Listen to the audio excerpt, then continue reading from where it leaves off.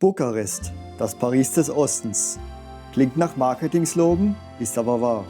Schon beim ersten Schritt in die Altstadt merkt man, die prachtvollen Belle Epoque-Fassaden und die engen Kopfsteinpflastergassen haben echtes französisches Flair. Die verwinkelten Straßen laden perfekt zum Flanieren ein und an jeder Ecke atmet die Stadt Geschichte. Zum Beispiel hier, beim schwersten und, nach dem Pentagon, zweitgrößten Gebäude der Welt, dem Parlamentspalast. Diktator Nicolae Ceausescu begann 1984 mit diesem Giganten.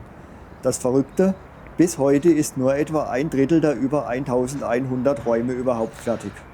Wer 2 Stunden Zeit hat, sollte unbedingt eine Führung mitmachen. Aber Achtung, selbst dann seht ihr gerade mal 5-6% des Palasts. Was ich dabei mitgenommen habe? Ceausescu war absolut besessen von Kronleuchtern, Marmor und Tropenholz. Kosten? Völlig egal. Er hatte definitiv einen anderen Geschmack als seine Diktatoren-Bros im restlichen Ostblock. Er sah sich wohl eher als ein Sonnenkönig des 20. Jahrhunderts. Und genau so hat er auch bauen lassen. Direkt am Palast startet der 3,5 Kilometer lange Boulevard Dul Uniri. Das Vorbild? Ganz klar, die Champs-Élysées in Paris. Aber Ceausescu wollte die Franzosen übertrumpfen und hat den Boulevard einfach einen Meter breiter gebaut. Tja, man gönnt sich ja sonst nichts. Mit den vielen Bäumen wirkt das Ganze fast wie ein Park. Perfekt zum Flanieren, aber Schnäppchen sucht man hier vergeblich. Irgendwann landen wir auf der Piazza Uniri, dem Platz der Einheit. Drumherum typische wuchtige Ostblockbauten. Das Highlight auf dem Platz sind eigentlich die gigantischen Springbrunnen. Aber wie ihr seht, die sind aus irgendwelchen Gründen nicht in Betrieb und auch abgesperrt. Gigantisch ist der Platz trotzdem. Ja, man sieht kurz den Bauzaun, wo ich drüber schaue, etwas verwilderten Rasen und dahinter die Hochhäuser. Realität schlägt Postkarte. Aber direkt an der Piazza Uniri beginnt die Altstadt. Ihr müsst euch nur umdrehen und seht direkt das älteste noch erhaltene Bauwerk der Stadt, die Hofkirche.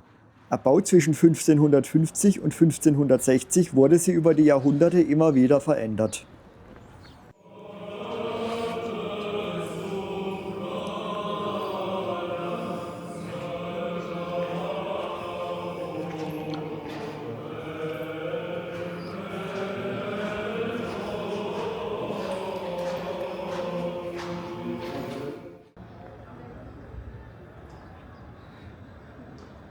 Und hier ist die Klosterkirche Stavropoleos, errichtet um 1724 von einem griechischen Mönch. Bemerkenswert ist der orientalische Baustil, der auf den starken Einfluss des Osmanischen Reiches zu der damaligen Zeit schließen lässt. Na dann lasst uns mal reingehen.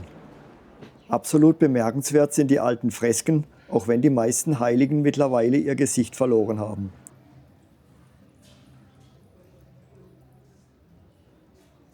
An der Rückseite kann man auch Szenen aus der Bibel bewundern.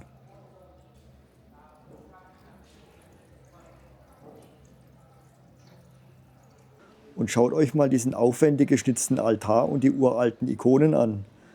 Selbst die alten Holztüren sind voller Details. Da sieht man sogar noch Reste der originalen Farbe drauf.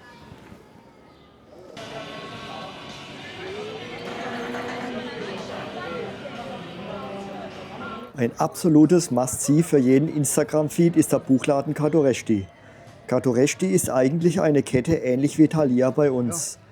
Aber diese Filiale ist weltberühmt. Sie steckt in einer ehemaligen Bank und die Architektur ist der Wahnsinn. Geschwungene Balkone, weißer Stuck und ein riesiges Glasdach. Tipp: Ganz oben gibt's ein Café. Von hier habt ihr den besten Blick über diesen Büchertempel und hier macht auch jeder ein Selfie. Cheese.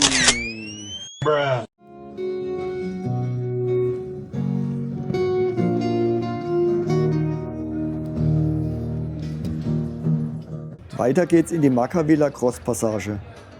Die Gründerzeitarchitektur und das grün-gelbe Glasdach sind ein absoluter Hingucker. Fertiggestellt 1891 als Ladenpassage sind ihre Cafés, Bars und Restaurants heute ein Anziehungspunkt für Einheimische und Touristen. Und noch ein Fotospot, die Regenschirmgasse, entstanden 2014 als Kunstprojekt. Ob Bukarest sich durch die Regenbogenfarben besonders LGBTQ-freundlich präsentieren will, konnte ich nicht final herausfinden. Aber Fakt ist, die Gasse hat extrem gute Vibes und jede Menge gemütliche Kneipen.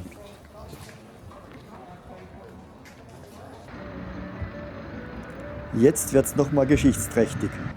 In diesem Gebäude tagte bis 1989 das Zentralkomitee der Kommunistischen Partei. Genau von diesem Balkon hielt Nicolae Ceausescu am 21. Dezember 1989 seine letzte Rede. Kurz darauf wurde er gestürzt. Considerând aceasta ca o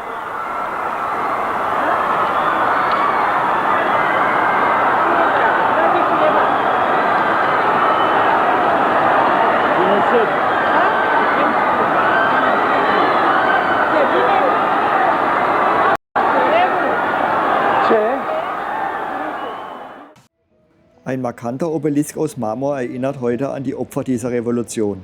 Das Denkmal der Wiedergeburt. Wegen dem seltsamen Ding in der Mitte hat es zahlreiche Spitznamen wie Kartoffel auf dem Spieß.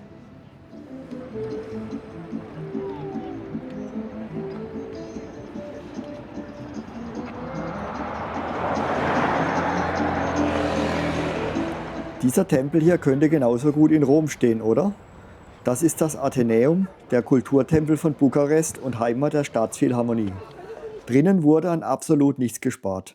Man kann es besichtigen, wenn kein Konzert läuft. Tja, bei mir lief aber gerade eins. Und deshalb gibt's für euch leider nur Außenansichten und Bilder von Wikipedia. Nach einem erlebnisreichen Tag kann man in der Therme Bukarest super entspannen. Und die kann ich euch auch wärmstens empfehlen. Eröffnet 2016 ist sie der größte Thermen- und Wellnesskomplex Europas. Hier drin wartet ein riesiger botanischer Garten mit echten Palmen und tropischen Pflanzen auf euch. Plus ein riesiger Außenbereich mit dem größten urbanen Strand Europas. Da fühlt sich so ein Städtetrip doch gleich an wie ein Strandurlaub. Natürlich gibt es auch Saunen, Dampfbäder, Wellness ohne Ende. Und während die Erwachsenen sich auf der Dachterrasse sonnen, können sich die Kids auf den fetten Rutschen austoben. Jetzt zeige ich euch noch ein paar Eindrücke aus dem authentischen Bukarest, abseits der Touristenpfade. Ist ja auch interessant, vielleicht sogar interessanter als die üblichen Insta-Posts. Aber jetzt seid ihr gefragt. Wie findet ihr Bukarest? Wart ihr schon dort? Möchtet ihr mal hin? Schreibt's in die Kommentare. Außerdem würde ich mich über einen Daumen nach oben freuen, denn das hilft dem Algorithmus. Und Reisen ist teuer, aber Abonnieren ist kostenlos. Deshalb lasst gerne ein Abo da und aktiviert die Glocke. Und vielleicht sehen wir uns dann im nächsten Video wieder.